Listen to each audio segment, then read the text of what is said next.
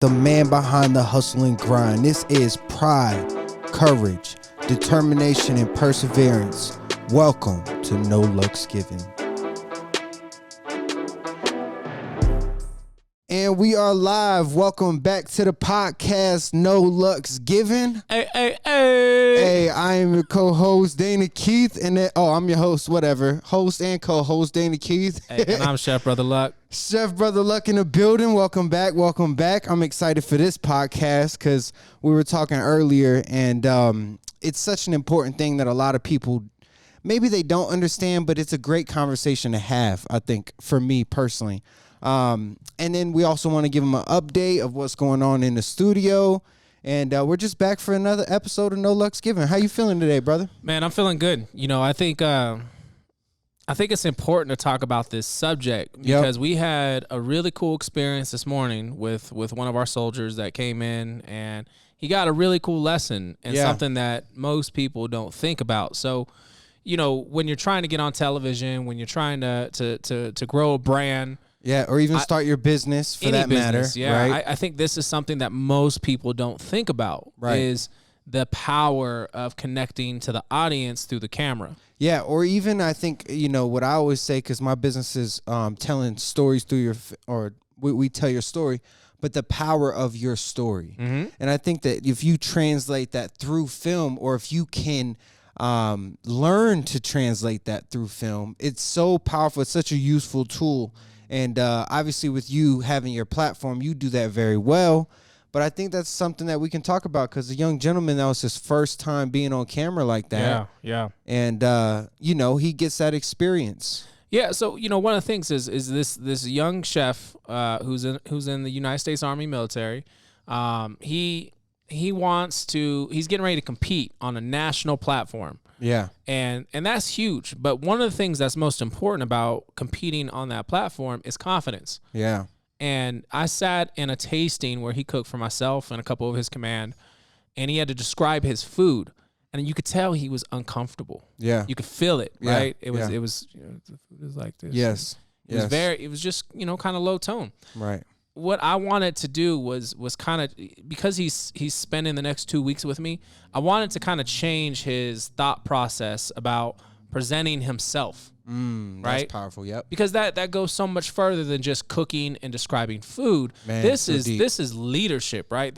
I'm running a crew, I'm leading a team, I'm running a business. Yeah. I can be a brand. Yeah. Confidence and how you present yourself, especially on camera or in front of people, is one of the most important lessons I think young people need to learn when they're getting into this.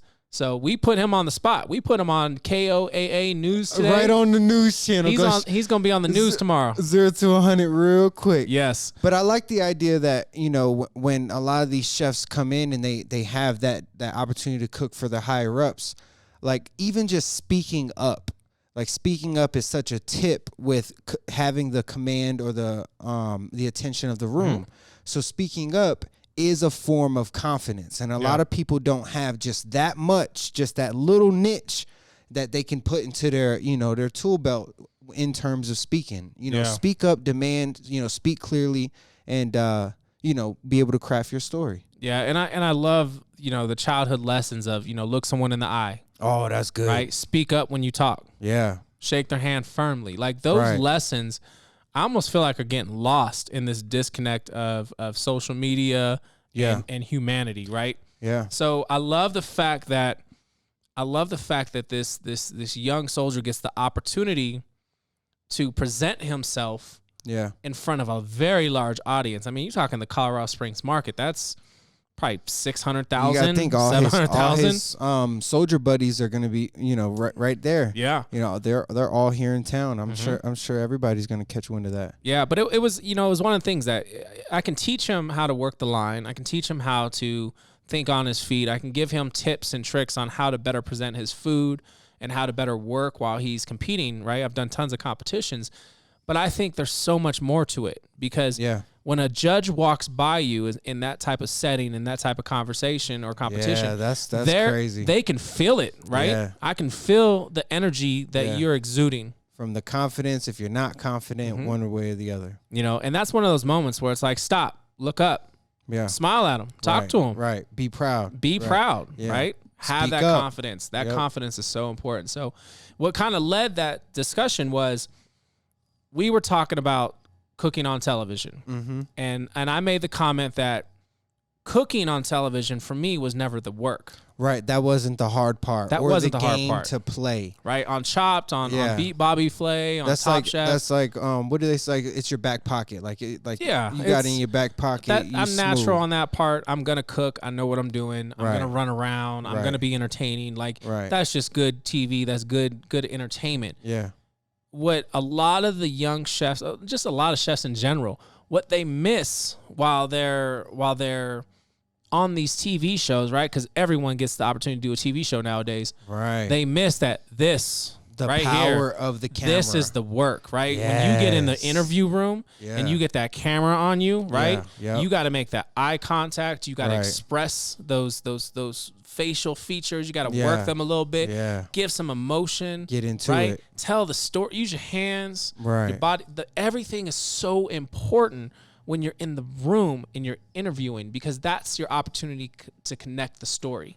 Oh, wow. So that's huge, because what you just said, and I think a lot of people in your world will relate to this, because a lot of them know someone who got an opportunity, but maybe they weren't ready for the other game. Yeah. They didn't even go in prepped mentally to play the game of the power of the camera. You have to be ready when the camera turns on, right? Yeah. And I think anyone who's been around me knows I can, in a heartbeat, right? I can get into it. It's I can Wednesday. turn on. Good morning, you people. I like what you did there. But I think one of the most important parts is, for me growing up, my favorite, and I was using this reference, my favorite lessons and skills that were displayed was watching old wrestling promotions. Their PR. Their skills, when in front of the Hulk camera. Hogan would get in front, he'd be, oh yeah, brother. And then you get you get Ultimate Warrior going all crazy and amped up. They and then played the camera. Yeah, and then Jake the Snake be all quiet and talking like this. Okay. And everybody was... I like that now. I like that It was idea. like they were able to capture their character and make Channel you it. feel it. Yeah, Yep. they would channel it, but then their one-liners were phenomenal. I think The Rock is always going to be my favorite. Yeah. Because his promotions, like if you go watch old YouTube clips or on TikTok, I was and a big fan at the time. Watch how it doesn't matter what his timing was spot on. Yeah. And I always love the mannerisms and the way they were able to express themselves and brand themselves. Yes. I think that's such an important part. So anytime I get a camera in front of me, you know, I understand that that's the work. Right. This is the audience. That's part of the job right now. Yes. And too many people miss out on that. So I love the fact that we got to teach this young man that this is such an important part of what you do, because it leads far beyond just cooking in the kitchen or doing a cooking competition. Right. This is life. Yeah, it is. And it's crazy that you say that this is life, because when I think about my own personal journey in terms of like speaking and being in front of crowds and speaking up, like I always just think back to like how I was taught to speak. Like that's what, like, it's kind of like I was doing what I thought was expected, and like speaking up, being confident, those type of things. Like, don't get me wrong. Like when I was young, I used to get red ears anytime I was in front of my class speaking, because I was like, just so embarrassed. I had so much anxiety. But lo and behold, through trial and error, and especially through like T-Mobile, when I was doing what I was doing in that position, I was going around to each team teaching like 40 people at a time, and I was running a course, teaching that class. That really worked on my speaking things. But the reason why I tell this story is because it goes back to the fundamental principles of life that my pops would tell me. Speak up, look someone in the eyes. When you present something, be confident, be proud. Those simple things are what led me to, just to be reflective. Like, I love being in front of the camera now, to be able to be confident in speaking. It goes back to those basic life principles that my father taught me. Yeah, you have to be extremely comfortable getting in front of people, and it's not just the camera. The camera is usually the largest audience. Vehicle. That's the vehicle. It's not just the camera; it's people. You know what I'm people saying? In general, But usually a camera is the largest audience, right? And that's the thing. Yes, I think that's what we want to make emphasis on this podcast right now is that we have to think about the camera differently because it's the power of the camera, but then it's the power of the platforms that these videos can go on. Yes. Right? Because then it gets millions of followers, millions of views versus the 200 people you might have had a speech in front of. Right. So that's my thing is like I'm always preparing myself for the conversation I'm going to have, how I'm going to present it, what I'm trying to connect people with. Yeah. And I think it comes across really well. What's unique is I process things, I think a little bit differently than most people. Back in the day when I was in high school, I'm gonna take it way back. So I used to rap. We don't rap no more. That's so crazy. You used to rap. I rap too. Right? We could be a group. We could. Light skin bros with froze. Bros with froze. No looks given mixtape coming soon.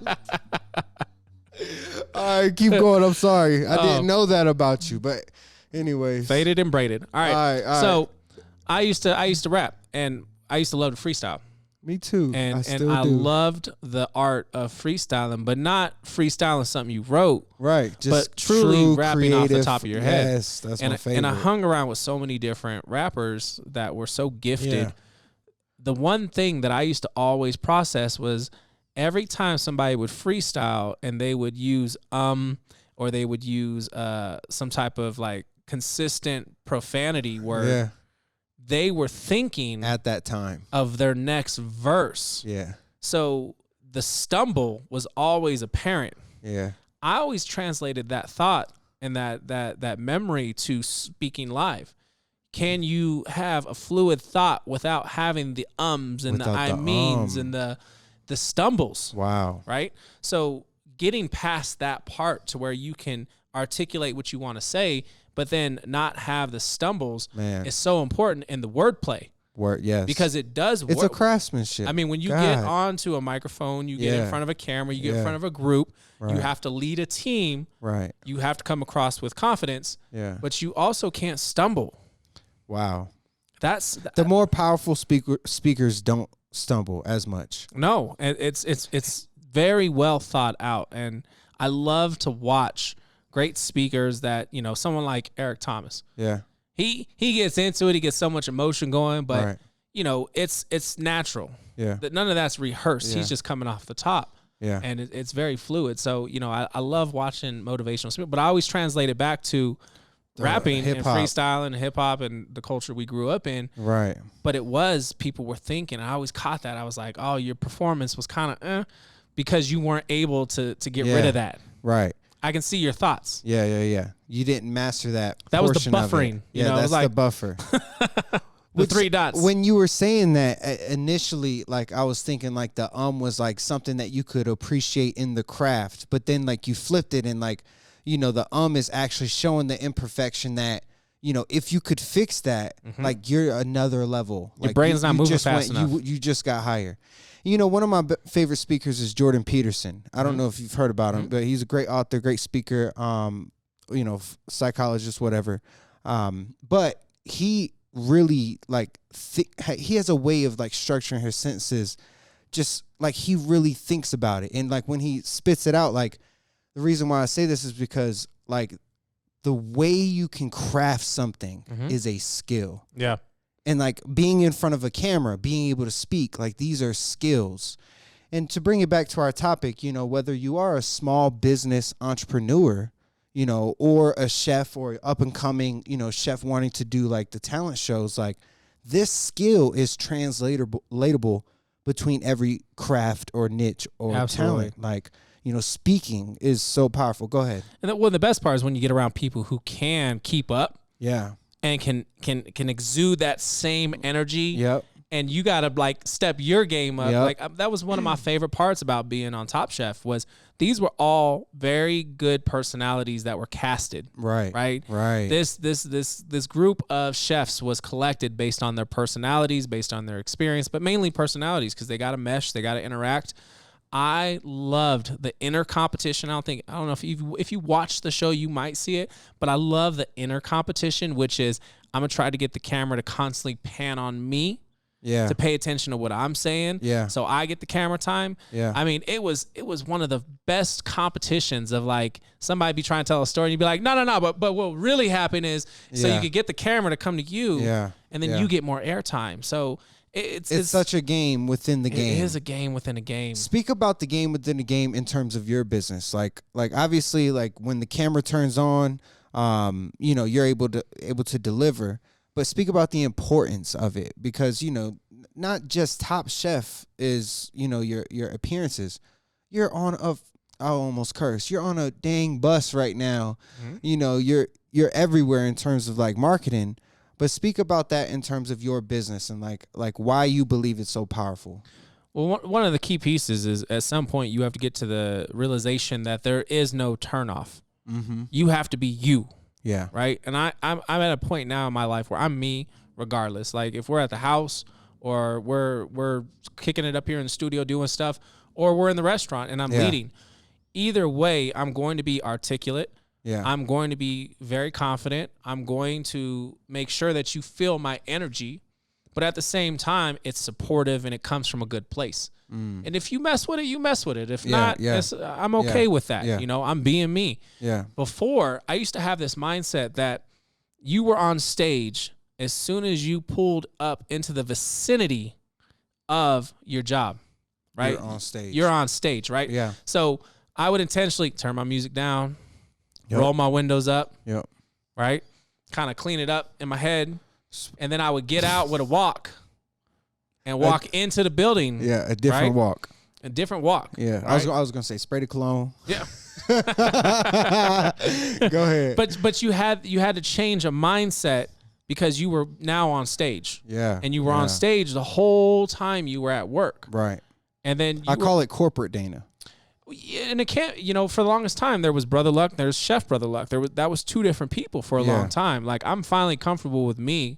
Just being brother or being chef. Like it's the same person. Yeah. But for the longest time, I had that I'm on stage. I have to carry myself a certain way. I got to act a certain way. And I always got to be on. Yeah. That becomes tiresome. Yep. Right? That's how you burn out. Yeah. That's how you're like, you know what? I'm done. I'm checking out. I can't do this no more. Yeah. I gotta get off stage. Mm-hmm. You have to get to a point where you're finally like, okay, I can just be me and I'm okay with me. But I'm just going to be the right person all the way through. Because authentic. At work, we create these personas that are the exact opposite most of the time of who we are, right? At home, you want to be the person that's like, I know for me, this is my experience. I like a hoodie. I want headphones. I want to be antisocial. I want to be angry. I want to be disconnected. In a bubble. But then I go to work and I create this whole persona in my career who's outgoing and engaging and encouraging and everything that I wasn't growing up and who I felt I was as a person. Yeah. Now I've created, so I have to embrace that uncomfortable every day at work. Yeah. Now I'm comfortable with that person, right? So it's become a part of me. But think about that. How many of us create a different person at work? Yeah. Because we're uncomfortable with the person we are and we don't feel we can present that to our staff. That's tough because, they say perception is reality. And with all due respect, me at home, people gonna perceive me a whole lot different than, me with a sports coat. You know what I'm saying? But I do think that, the idea is intriguing because, work demands a different person than home does. Mm-hmm. You know what I mean? And being able to turn those on and off, I think is more of a skill of a person, than anything. But the reason why you're doing it, I think is the deeper topic, for example, I'll just use Verizon. I'll put them on blast. My Verizon boss used to tell me, no, I'm for real. I don't like Verizon, but anyways, my Verizon boss, I used to have box braids, long braids. I got long hair. And he used to tell me, if you cut it off, you'll sell more phones. But if once I cut my hair off, he liked me more. Yeah. That's corporate Dana. Mm-hmm. You know what I'm saying? like playing by the, I don't want to say it, but playing by their rules. Yeah. No, it's such a good topic of discussion because 20 years ago I literally shaved off all my hair, cut off all my braids, went to a bald fade, nice clean cut look, just so I could be more incognito. Right. I wanted to fly below the radar. I want you to be like, what are you? Right. It don't matter. I'm at work. Exactly. Do your job. Exactly. Like that was always my thought process. And at some point you realize that that's tiresome, right? Because you got to wear that. Yeah. And then it's playing two different positions all day long. Right. And that's one of the issues that happens when it comes to like work-life balance. Yeah. Right? Because you feel like you leave work, you can leave that person there. You ain't got to be in charge anymore. You don't have to run that mentality. Yeah. But you still have to show up at home. That's a good topic because some of the skills that you're best at work, you don't take those at home. For real. Like, so I just hit you with one. You did. That's a big one. That's a big one. So Tina and I both realize we're as a couple, we're both in very dominant roles, right? But when we get home, neither of us want to be in charge. Yeah.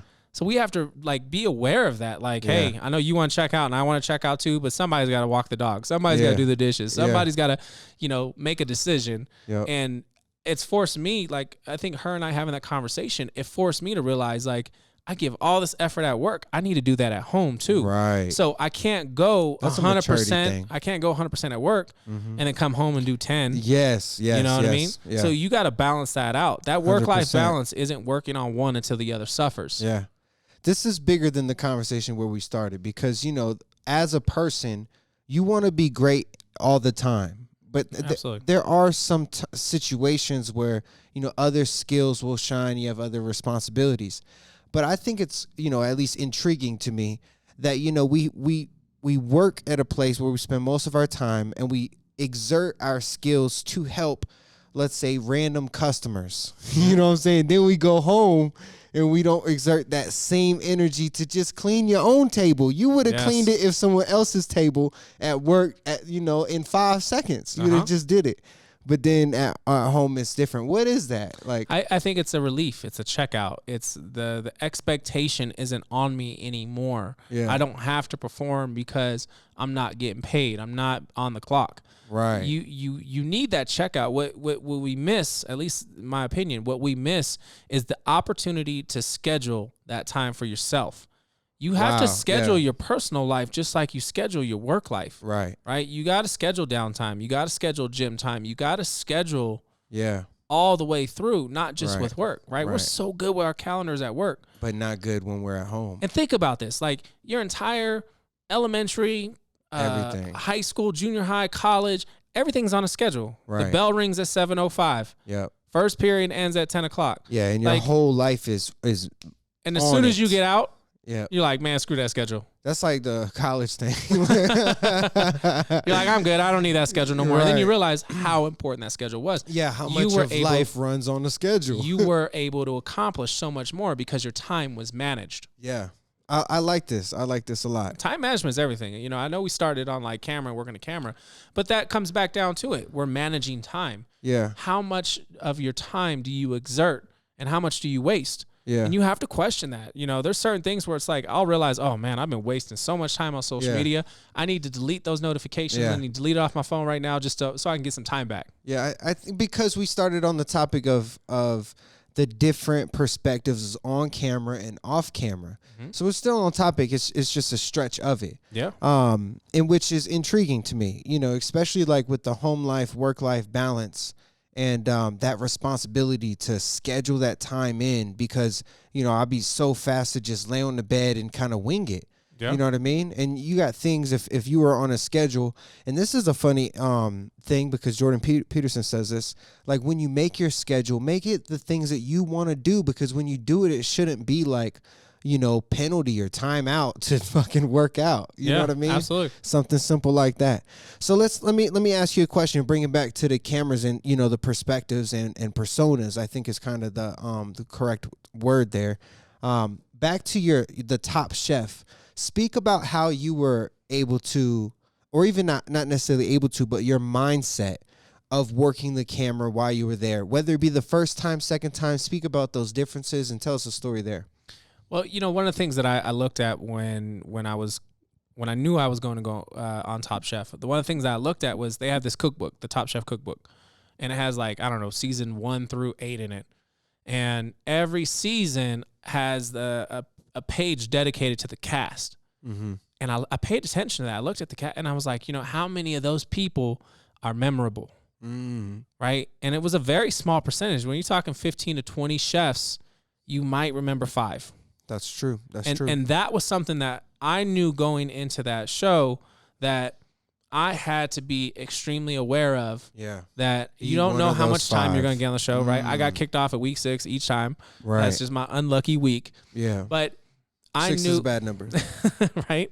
But I knew that you only have a certain amount of time to connect your storyline and be who you are, and you have no control over that edit. So you don't want to get typecast as the heel or the bad person, because you don't go to those people's restaurants, right? So you always want to be the right character. You want to be the right persona.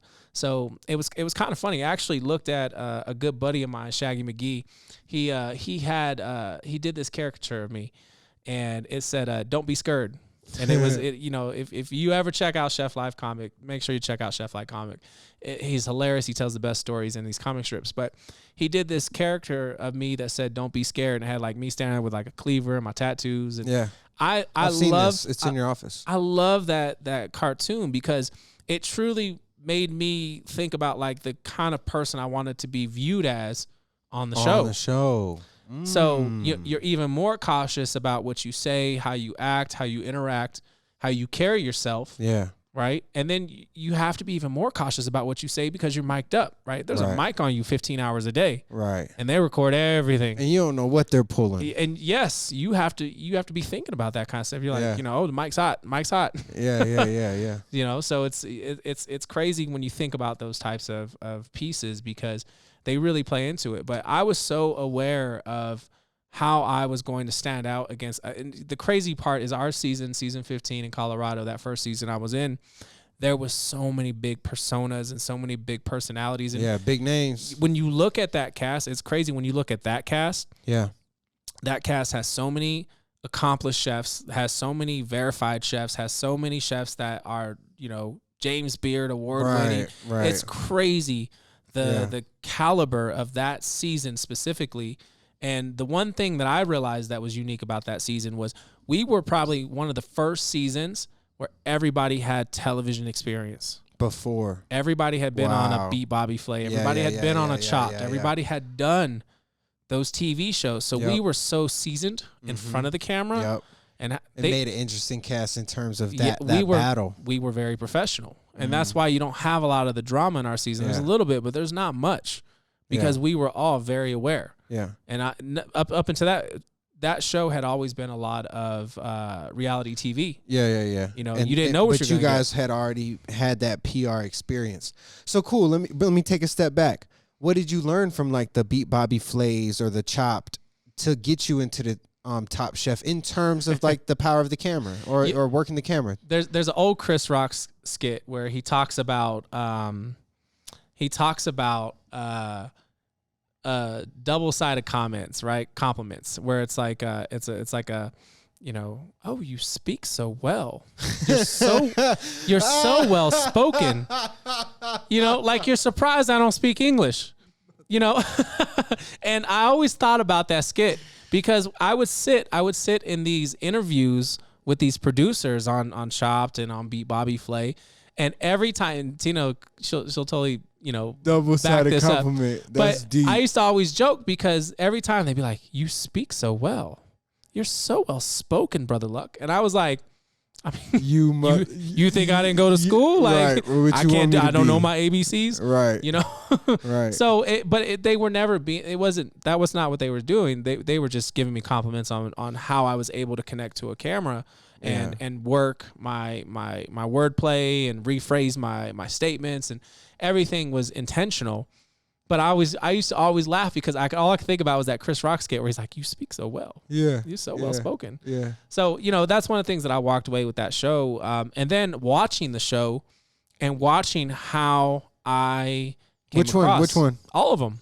Yeah, right? The Beat Bobby Flay or the Chop. I like to go back and watch them and see how I connected to a camera, how much I smiled, how much, there's one of my favorite chefs on television is Alex Guarnaschelli. And she is so particular about her mannerisms. When you watch her on Chopped, you don't know what's about to come out of her mouth because her expressions are like, it's delicious. Like, she looks so confused, but she's giving you a compliment. Or she looks so angry and she's like, this is the best thing I've ever had in my life. Yeah. And it's intentional, And I reached out to her. I sent her a tweet one time and I was like, hey, I actually studied a lot of your mannerisms before I went on Top Chef because it's so apparent what you're doing. Yeah. And I love that as a host, as a judge. Yeah. I think she's a great example. Another one that I'm a huge fan of is Eddie Huang. He is so articulate. I mean, when you listen to him get into some of these debates, when you listen when he did his show Huang's World, it was so phenomenal, right? This dude traveled the world, but he got into some of the best conversations, but he was so well spoken. Yeah. And it just I always wanted to emulate that. So he's another favorite of mine, like in the chef world of people that I watch. Yeah. Because I think that's an important piece. You have to be able to talk, but you got to have people that you're using as the example. Yeah. So tell me, you said when you went in to Top Chef, you had some specific things that you wanted your characteristics to be. Like, what were you aiming for in terms of like that caricature picture that you saw that represented, what were those characteristics? I wanted to smile. That was something I was very aware of. Yeah. I wanted to smile. I wanted to laugh, especially that Colorado season. But I didn't want it to, I wanted to not be forced. Right. So I was very aware of like, hey, smile. Cause I have RBF like hardcore. Yeah, me too. They look at me like, ugh, what's wrong with you? Me too. Like, why? Me too. Something stank. And that's just me. That's just my the way face. I look. Right. It's just, but here's the thing. We grow up in a mentality where, you keep a mirror in your pocket because you practice looking hard. Yeah. Do you know what you just said though? And something that I was holding in the back of my mind is the power of that smile. Is the power of that. Because we don't smile. It's so subtle.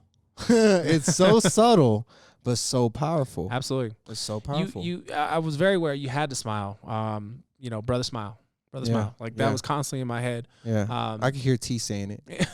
Yeah. Stop fake smiling. So that was one of those things that I was very aware of. The second piece I wanted to be was authentic and real. Yeah. Like I wasn't gonna hold back. I was gonna be vulnerable, you know. But I unpacked a lot of stuff with my therapist before I went on the first season of Top Chef, just because I didn't want it to air out on camera. Like if you got some stuff you need to deal with, do not get in front of a camera. Do not get in front of a producer and let them pull all that out of you live on camera because it's going to live forever. I would say the difference only because I'm the cameraman. It makes great content. It makes great content. But you know what? Like you got to deal with some of that stuff before you get in front of a camera. And for me, I worked with a therapist and we worked through a lot of stuff that I had in my past. Yeah. Because when they start to pull it out of you, which they do, they're great at their jobs, right? They've written a storyline. They know exactly what they want to get out of you. They're going to pull it out of you. So if you're not prepared when they're like, it's like that moment. It's like, how you doing? Oh, right. You just lose it, right? Yeah, like perfect question at the perfect time. I'm ready to tell. Like you gotta make sure you're aware of that. So for me, that was one of the things I was extremely aware of. So smiling, and tell me the other one. Having all my baggage already aired before I got on camera. Okay. That way I could control what baggage went back out. Okay. You know what I mean? One. Now I can check the baggage. Yeah, mental dump. What'd you call it with T? That one time you were like, yo, you just do the mental dump. There was a verbiage that you used. I'm gonna pull it one time. But anyway, smile, and then what's some other things? Another thing that I was very aware of was, I wanted to stand out. I think when I stand, real and authentic was what you said. Absolutely, real and authentic. But I know also, when I get in a room with somebody else, especially when we're in the same industry, right, or we're competing for that attention, I want my presence to be felt. I want you to know, Brother Luck's here. Yep. Brother Luck's big. Yep. And I'm going to stand here and I'm going to get the audience on me. Yeah. And I like that. I love the opportunity to take over a room, right? I mean, I was doing a chef dinner before COVID happened, and there was probably 100 people in the room. It was 2-story room, and there was a microphone, and every chef was coming out describing their dish to the people in the room, and nobody was capturing the room.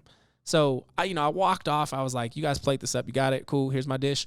Man, I went out. I worked that mic so hard. You grabbed the mic, right? But anybody else grab the mic? No, not like that. Not like that. Right? When I grab mic, I'm gonna grab mic. Yeah. But there's certain tricks, like ask a question. Yeah. Right. Get an audience response. Yeah. Get some emotion into it. Audience feedback, interaction. What you said at the beginning is, what did you say? Ask a question.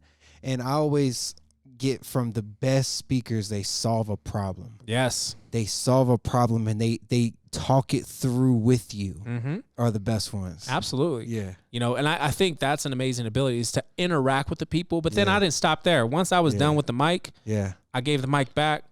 I walked around the rest of the room and I interact with people one-on-one. Ooh, right? That's a gem. I hope y'all listening. Y'all got to rewind that, because not only are we talking about like the stage presence in the room, that's the same way that you do with the camera, but more importantly, not only did you grab the mic, rock the mic, and then you went and touched. You personalize it. You know what they say, touch the table or something. You touch the table, I don't know you your personalize. phrase. You personalize the experience. Yes. Right. I'm gonna come up to you. I'm gonna make sure I'm accessible. Yes. Right. That's so powerful. I'm not too big to have a conversation. To not come talk to you. To come talk to you. Yes. And that's something I think, the questions. especially as a chef, but most business owners, you cannot be afraid to get out there and talk to people who support you. That's any genre. Any genre can take that nugget. Yeah. To not only rock the mic, but go touch the people, touch the tables, answer the questions. Be, would you say, accessible? Yeah. Be accessible. Be real. That's so. Right? Be approachable. Dog, that's a big nugget. Because now there's a connection. Yep. And that's something that I think a lot of people miss opportunity. You know what? I love this so much. But what that does is that created a lifelong fan. They just bought into the brand. Yeah. Now their lifetime value has tripled. Absolutely. You know what I'm saying? So like that's the importance of the branding when it comes to not only speaking, but the engagement through the film or even a room. Because it's the same thing, just on different, magnify or different levels. So let me ask this, because I'm one of those people. I'm not afraid to go talk to anybody. Like I don't care if you're a celebrity. I don't care if you look like the hardest dude on the block. Yep. I'm still gonna say what's up. Me too. I have no problem in any scenario doing that. Me too. Why do you think you have that ability? I think I know where mine comes from, but I'm curious to know why do you think? Oh my God, this is a tough question. What groomed you to be able to approach? This is funny because we were talking about it recently when I was in Florida. I don't know exactly. I know for sure, like what I was saying earlier, like my dad taught me some principles about just like being a man, stand straight up, speak loud, eye contact, shake hand, those type of things. But I think like really what it was is when I was growing up, I was always the person that if you told them they won't, they will. Oh, so that's like you were the truth or dare guy. I was that guy. I was the one like yo, you really don't think I'll do that? Like I'll do that. Like I will do that. And, I think that's kind of what, like, we played games. This is so childish, but I'm going to just be honest. Like, when I was a teenager, we played games going on the beach. We lived on, North Carolina, stand up. Anyways, North Carolina. But we played games on the beach where we would, like, walk down the beach and see how many numbers we could leave with. Yes. Like, I love that you said, because that's exactly what I was going to get at. Is when you were a young teenager, I used to be able to talk to the girls. Could you talk to the girls? Yeah. It was all about going to get a phone number. Yeah, I could. And it was about approachability. I'm the one. Right? And I had that feeling about you, Data. I had that feeling. Where'd you get that feeling from? Because I was the same way. Yes. I was the same way. Yeah. I had no fear when it came to that. No, that's true. I try to always have my little Snoop Dogg smoothness to it. Yeah. See, look, I never had like the good lines. I was never too funny, like the jokes. You know what I'm saying? I was the funny real one. But anyways, I had no problem. Isn't that funny how that was grooming for confidence? That's that. Oh my God! Because that's think about it, moment. we've lost the malls. Right. These kids aren't in school right now. Right. So how much of that confidence are they losing and missing out off of that trial and error? Of that trial and error. I'm curious about that. That's big because they just go on the app now and they swipe right. You know what I'm saying? You know, or they hit a check mark. I'm gonna give you another gem. Here's a Brother Luck exclusive secret. That was a nugget, bro. Yep. Here's another one. I think, for me, I've actually thought about this a lot. My father always wanted me to be on television, right? Yeah. He always wanted me to be on TV. He wanted me to be a little TV star. Yeah. That was always his God bless dream. your father, man. I didn't know that was his dream for always. You. And you did it, bro. Congrats. I did, but here's the crazy part. Yeah. I was a child actor, right? I was a child model. I was a child model. You told me that. You've told me that before. But break it down. Headshots. Yeah. I had acting classes. Yep. I used to have to do the little skits back and forth, the ad libs. Yeah. Right? At like 7, 8 years old. old. Teach you? Yeah. What is How crazy is it that as you fast forward, all of that actually comes into play for me because of confidence, right? Everything that you do now with the camera. The repetition. Yeah. And that's what it's about. It's the repetition. Repetition. Do you have the repetition to build your confidence? Him getting on camera today, right? To go back to the soldier we had this morning. Him getting on camera. Yeah. I'm going to keep putting him on the spot. Yeah. Until he's comfortable speaking up. It was so dope because earlier you said something in the nature that you can teach him anything. You can tell him all these things. You can give him that. And then what I was thinking is that, but you can't go through the motions for him. And that's what he did today was start his first rep for repetition of what we're talking about. Like, his next camera, he gonna keep getting better and better and be able to watch the feedback. Oh, I didn't even sit up straight. You know what I'm saying? Oh, I wasn't even speaking loud. I didn't even, speak to the camera. Look, you know what I'm saying? Those little things he doesn't realize this because tomorrow I'm going to put him in front of a table. Yep. I'll make him describe some food to tables tomorrow. Yeah. See, in that same thing, like it plays in that same skill set, which is like just the speaking. What is the right word that I'm trying to, like, what is that skill set? Like, I know it's speaking, but like there's your presence. I mean, your presence is everything. I think when people can feel your presence, right, they pay attention. Yeah. And that's what I want for him is I tasted his food. His food is delicious. Like he's very regimented. Like his skill set was solid. Yeah. His technique was clean. Yeah. His flavors were good. His presentation was nice. That doesn't sell the judges. Right. Because that's half the battle. And here's the thing. In that setting, in that environment, just because like I was competing in that when I was in high school, I was competing in that when I was in college, and I was competing in that as a young professional. I know that circuit. That comes with two different types of judges. You have your floor judges, and then you have your tasting judges. Yeah. So the floor judges are watching how you work. Yeah, right? They're watching how clean and organized you are. They're looking at your professionalism. They're looking at you. Yeah. Their job to measure your success in that competition is to stand there with a clipboard and watch you perform. Not the food. Not the food. Watch you. They're not tasting anything. Wow. And that's what I want to get through to this young man before he goes into this competition. Yeah. Because then you get to the tasting judges. They're going to taste your food. Right. But make sure you can describe it. If you get the opportunity. If you connect it through the story to then make the food, go a little bit deeper. As soon as you get that opportunity to jump in there, like if there's an option for you to take your food to the judges versus the runner, I'm taking the food all day long. Because you're going to have a moment to describe. I want the moment to sell my story. Right? To connect. It's another opportunity to get on camera and talk. I like that because, the whole purpose of this is about the power of the camera, but I think it's more about the power of your story. Yep. And God, if you can just deliver your story each time, no matter what it is, at different times, you can deliver a different piece of the story. Now let's go back to the nugget that you gave me before we even cut all the cameras on, which was if I tell you that, or what did you say? Like something in that field, if I tell you that that's trash, or if I tell you what I took from it, break that down for the people, because I can't remember the exact example, but it was like, if you're in the cooking world, you're not going to shit on like the whole technique of cooking. You're going to tell them what you learned. Oh, yeah. So I had a young man call me this morning to talk about public speaking. Yeah. And him and I met in Montana. We were doing a private event, and I had the opportunity to get in front of 20 very high profile people and describe my food. Yes. And I seized that opportunity to tell my story along with my food. And I captured a room. Right. And it was powerful. And this young man paid attention to that. And I love that he caught that because it was intentional. Yeah. I was there for 2 days. The first night I had the opportunity to watch the group, watch how they interact, who I was dealing with. The second day was my night. Yeah. And I turned it on. Yeah.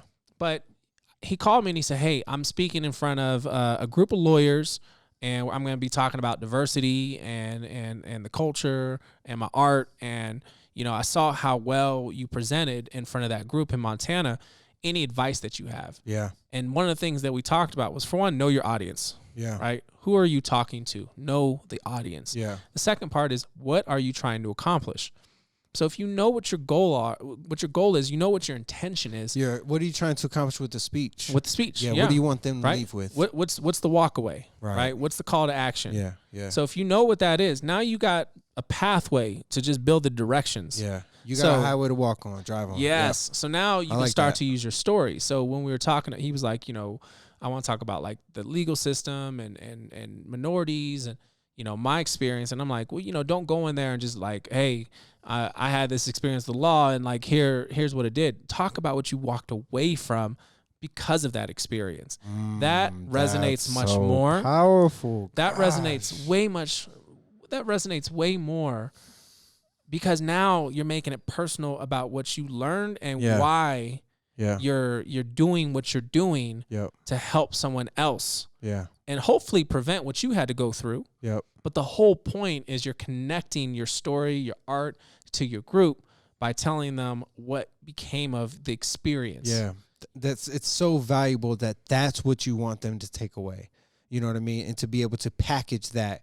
And I like what you said with know your audience and know where you're wanting to go and kind of setting down that foundation of that road to travel on. Mm-hmm. But then the important analogy that I always do analogies, like the vehicle is your vehicle. Absolutely. So you have to tell your story, but apply it because you have to know the audience. Yeah. But the analogy that you said earlier was like, fuck the law, like to the lawyers. Yeah. You know what I'm saying? Don't say that to the lawyers. but the other side too is it's like, you know, gas is expensive. So make sure you got a destination. Like you can't just drive around until you got an empty tank. Yo, like, that's one of my favorite gems. One of my favorite quotes by you. That's keep going. So important. And you know, I think it's the reason why I like talking to these young people is just to inspire them, right? To embrace them, right? 100%. You are you. Your story is original. Yeah. Tell your story. Be proud of it. Be proud of it, right?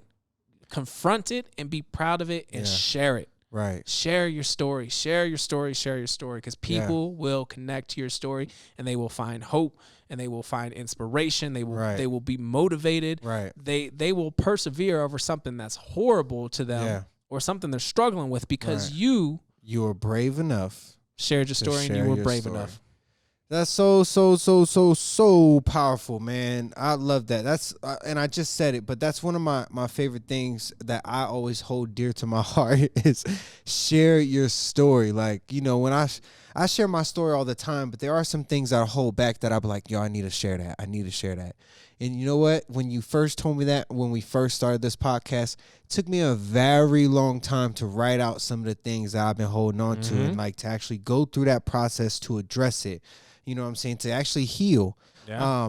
But that's a golden nugget is to be able to share a story. So one of the things that, you know, personally being a videographer that I always tell people is to act like the camera's not there. Mm-hmm. And that it's simply a conversation. Yeah. And when we break it down to that the skills of being in front of the camera are the same skills to have a speech, that's that correlation that you can have is that it's simply a conversation. One of the tips that I've always held on to in regards to public speaking was somebody said, speak to one person in the room.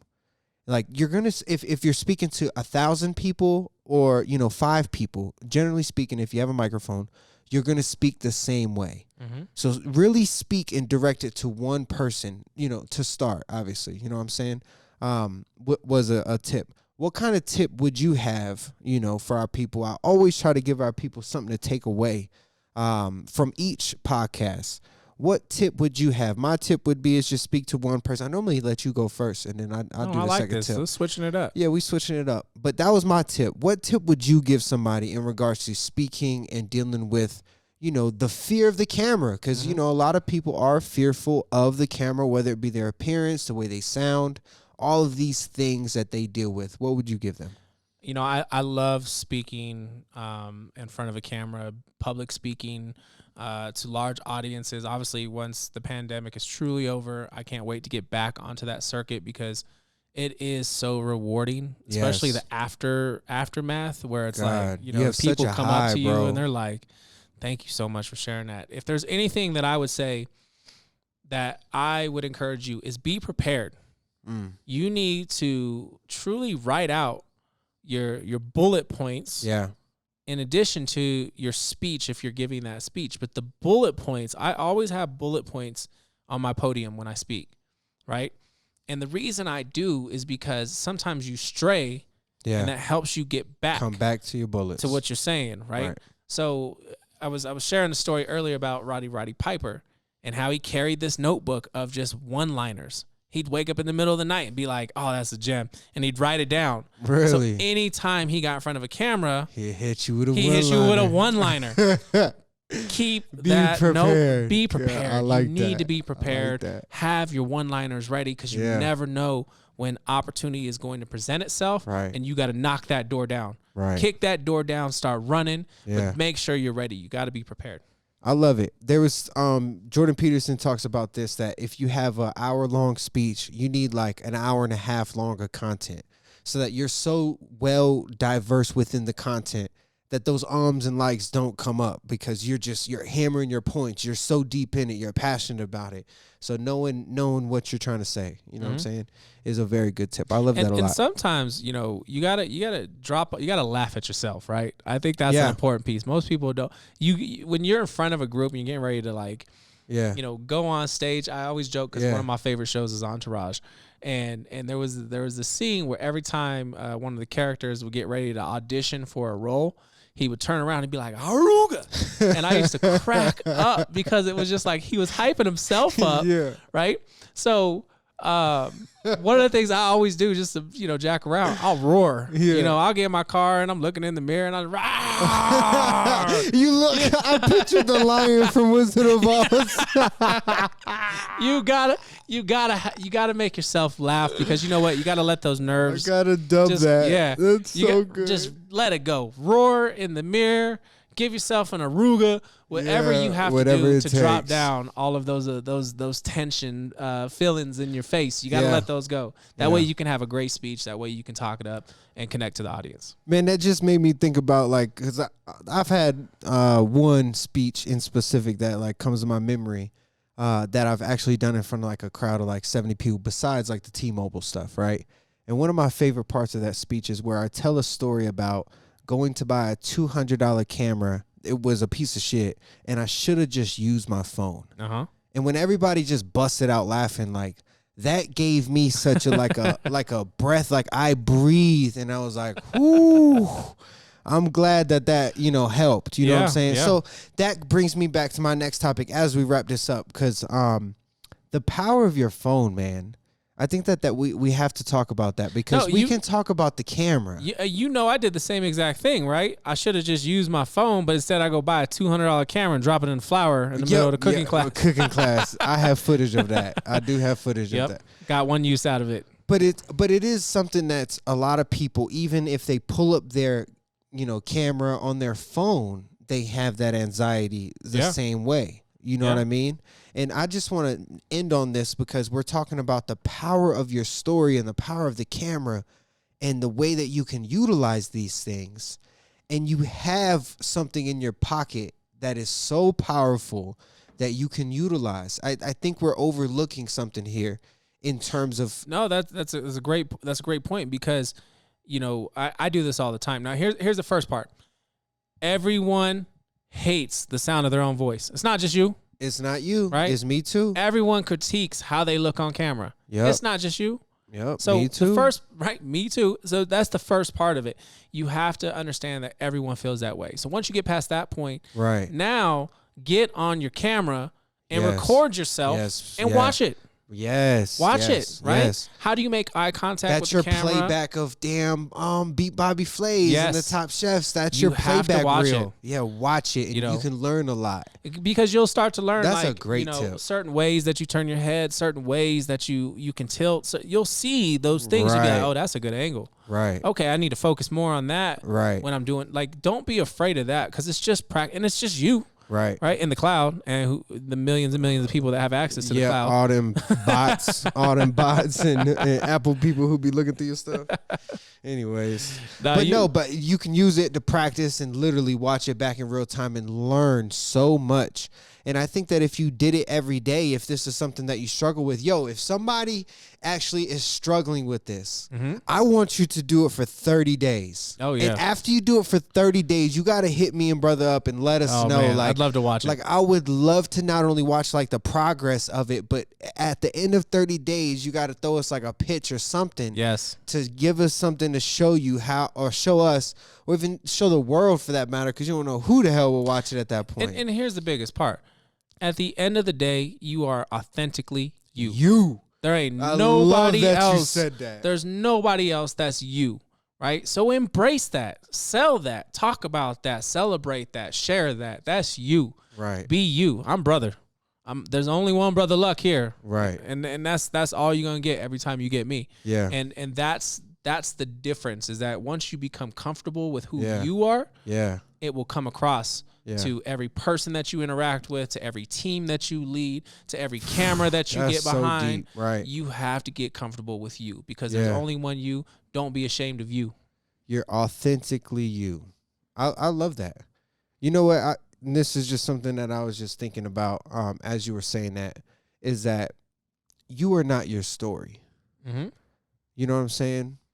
But to be proud in that, to take that, although in the story, like you have a major role, but you are not your story.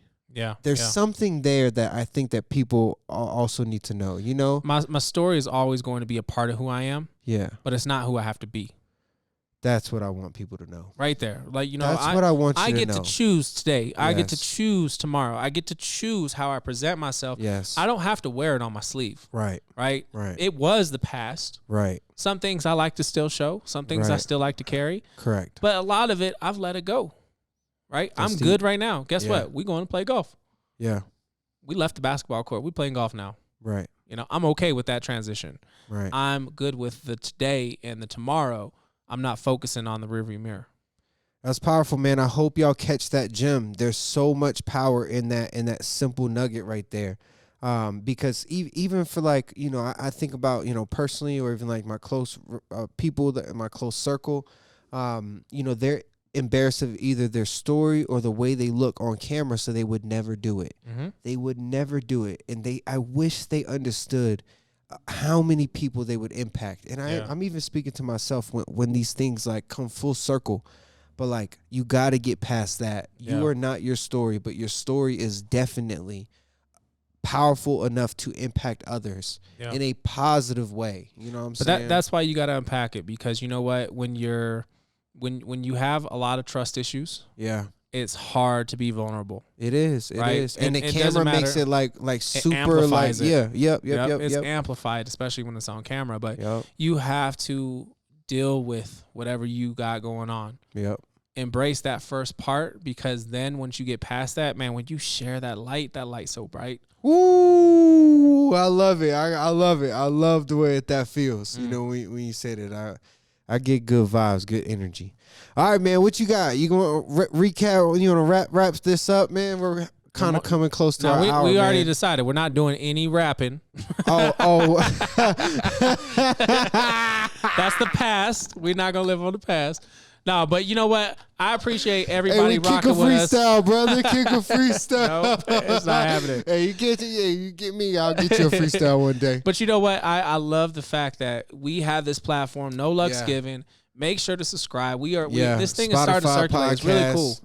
Tell them about it. Yeah, we are starting to see this hit national. We had some really cool exposure in a national publication featuring our podcast, which was awesome. So make sure to subscribe on Apple, Spotify, YouTube, all that good stuff, man. You can always check me out at Chef Brother Luck on Instagram, on Facebook, across the board. And to my co-host, hey, official Dana Keith on IG. You can find me everywhere else, Facebook, YouTube, all that other fun stuff. Dana Keith, Keith. And man, brother, this was a good one, man. I think that, you know, one of my favorite things about what we do is it's so organic. It's so organic, and this is one of those that I can appreciate. I won't say it's my favorite one yet. You say that every week. But this, I think it's one of my favorite ones because of how organic that it was so good because it was organic. You know what it is? It's because we're getting comfortable. Yeah. With what we're doing, right? We had this discussion, I don't know, 4 or 5 weeks ago when we were filming. We're like, that's too much. There's just too much going on. Stressed out that week, right? But now we figured out, like, we are recording a podcast. We're recording the audio. The audio is just the audio. That's going to be what's all across the board on all those sound bites. But then we also have the cameras recording, so we can edit and chop this up and throw it out there however we want to. But then we're giving the behind the scenes live on Facebook, right? Using an iPhone.